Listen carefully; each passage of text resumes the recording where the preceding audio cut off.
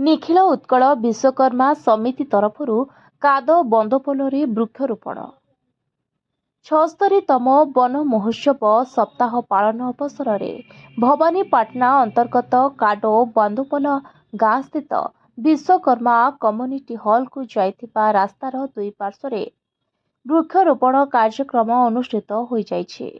निखिल उत्कल विश्वकर्मा समिति तरफरु कलाहांडी जिला शाखा सभापति धनुर्य महाराणा पौरोहित आयोजित यह कार्यक्रम में समितिर उपदेष्टा जुगल किशोर महाराणा, साधारण संपादक प्रभाकर महाराणा, कोषाध्यक्ष अशोक कुमार महाराणा, संगठन संपादक रवींद्र महाराणा, सभ्य वीरेंद्र महाराणा और जोन्स महाराणा जोग देथिले।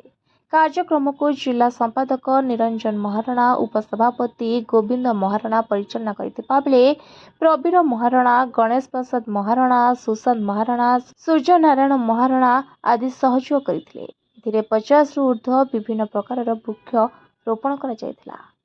कलाहांडी जिला मदनपुर रामपुर निरंजन महाराणा का report, voice of Odisha live.